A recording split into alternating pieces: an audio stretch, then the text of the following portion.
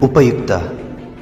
ಇದು ಕಲಿಕೆಯ ಸಾಗರ, ಕಲಿಯುವ ಮನಸ್ಸಿಗೆ ಆಧಾರ, ಕಲಿಯುತ್ತ ನಲಿಯುವ ತಾಯಿ ನುಡಿಯ ಎಂಬಂತೆ ಎಲ್ಲ ಕುಲಕೋಟಿ ಕನ್ನಡಿಗರ ಪಾದಾರವಿಂದಕ್ಕೆ ಶರಣಾಗಿ ಕನ್ನಡ ಭಾಷೆಯನ್ನು ಕಲಿಯುವ ವಿದ್ಯಾರ್ಥಿಗಳಿಗೆ ಹಾಗೂ ಶಿಕ್ಷಕರಿಗೆ ಉಪಯೋಗವಾಗಲೆಂದು ಸಿದ್ಧಪಡಿಸಿರುವ ಒಂದು ಮಾಧ್ಯಮವೇ ಈ ಉಪಯುಕ್ತ.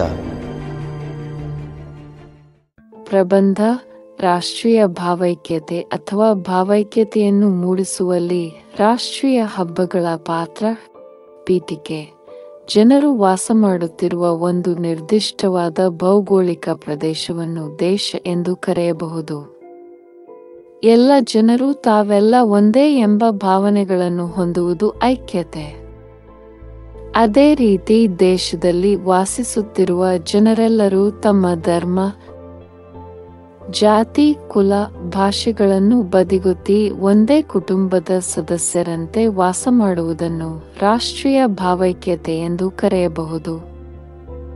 ಭಾರತದಂತಹ ವೈವಿಧ್ಯತೆಗಳಿಂದ ಕೂಡಿರುವ ರಾಷ್ಟ್ರದಲ್ಲಿ ಏಕತೆಯನ್ನು ಸಾಧಿಸುವುದು ಬಹಳ ಮುಖ್ಯವೆನಿಸುತ್ತದೆ. ವಿಷಯ ವಿವರಣೆ: ಜನನಿ ಜನ್ಮಭೂಮಿಶ್ಚ ಸ್ವರ್ಗಾದಪಿ ಗರೀಯಸಿ ಎಂಬ ಮಾತಿನಂತೆ ಹೆತ್ತ ತಾಯಿ ಹೊತ್ತ ಭೂಮಿಯು ಸ್ವರ್ಗವಿದ್ದಂತೆ. ಇಂತಹ ಹೊತ್ತ ಭೂಮಿಯಲ್ಲಿ ವಾಸಿಸುವ ನಾವೆಲ್ಲರೂ ಒಂದೇ ತಾಯಿಯ ಮಕ್ಕಳಂತೆ ಇದ್ದೇವೆ. ರಾಷ್ಟ್ರದ ಐಕ್ಯತೆಗೆ ರಾಷ್ಟ್ರೀಯ ಭಾವನೆಯು ಅಗತ್ಯವಾದುದು. ಭಾರತ ಸರ್ವಧರ್ಮಗಳ ನೆಲೆಬೀಡು. ಇಲ್ಲಿ ವಿವಿಧ ಜಾತಿ, ಮತ, ಪಂಥ, ಭಾಷೆ, ಸಂಸ್ಕೃತಿಯ ಜನರು ಇದ್ದಾರೆ. ಇಂತಹ ವೈವಿಧ್ಯತೆಯಿಂದ ಕೂಡಿರುವ ಜನರಲ್ಲಿ ರಾಷ್ಟ್ರೀಯ ಭಾವೈಕ್ಯತೆಯನ್ನು ಮೂಡಿಸುವಲ್ಲಿ ರಾಷ್ಟ್ರೀಯ ಹಬ್ಬಗಳು, ರಾಷ್ಟ್ರಧ್ವಜ, ರಾಷ್ಟ್ರಲಾಂಛನ, ರಾಷ್ಟ್ರಗೀತೆಗಳು ಪ್ರಮುಖ ಪಾತ್ರವನ್ನು ವಹಿಸುತ್ತವೆ.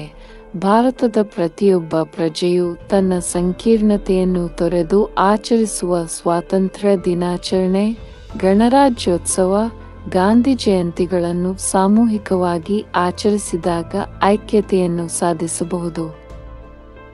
ರಾಷ್ಟ್ರಗೀತೆ: ರಾಷ್ಟ್ರಧ್ವಜಕ್ಕೆ ಗೌರವವನ್ನು ನೀಡುವುದು.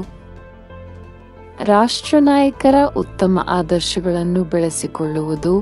ರಾಷ್ಟ್ರಕ್ಕೆ ಧಕ್ಕೆಯುಂಟಾದಾಗ ದೇಶದ ಎಲ್ಲ ಪ್ರಜೆಗಳು ಪರಸ್ಪರ ಸಹಾಯ ಸಹಕಾರದಿಂದ ನಡೆದುಕೊಂಡರೆ ರಾಷ್ಟ್ರೀಯ ಭಾವೈಕ್ಯತೆಯನ್ನು ಸಾರಬಹುದಾಗಿದೆ. ಅಲ್ಲದೆ ರಾಷ್ಟ್ರಮಟ್ಟದ ಸಾಹಿತ್ಯಿಕ ಮತ್ತು ಸಾಂಸ್ಕೃತಿಕ ಕಾರ್ಯಕ್ರಮಗಳು ಕೂಡ ರಾಷ್ಟ್ರೀಯ ಭಾವೈಕ್ಯತೆಯನ್ನು ತರಬಲ್ಲವು. ಉಪಸಂಹಾರ: ಎಲ್ಲರೂ ಎಲ್ಲರಿಗಾಗಿ ಎಂಬ ಮಂತ್ರದಿಂದ ಕಣ್ಣು ಬೇರೆಯಾದರೂ ನೋಟ ಒಂದೇ, ಭಾಷೆ ಬೇರೆಯಾದರೂ ಭಾವ ಒಂದೇ, ಜಾತಿ, ಕುಲ, ಮತ, ಧರ್ಮ ಬೇರೆ ಬೇರೆಯಾದರೂ ಬಾಳುವ ದೇಶ ಒಂದೇ ಆಗಿದೆ ಎಂದ ಮೇಲೆ ನಾವೆಲ್ಲ ಒಂದೇ ತೊಟ್ಟಿಲಲ್ಲಿ ಬೆಳೆವ ಜನರು ನಾವು ಭಾರತೀಯರು ಐಕ್ಯತೆಯ ಮಂತ್ರ ಪಠಿಸುವವರಾಗಬೇಕೆಂಬುದು ನಮ್ಮ ನಿಮ್ಮೆಲ್ಲರ ಆಶಯವಾಗಬೇಕಿದೆ.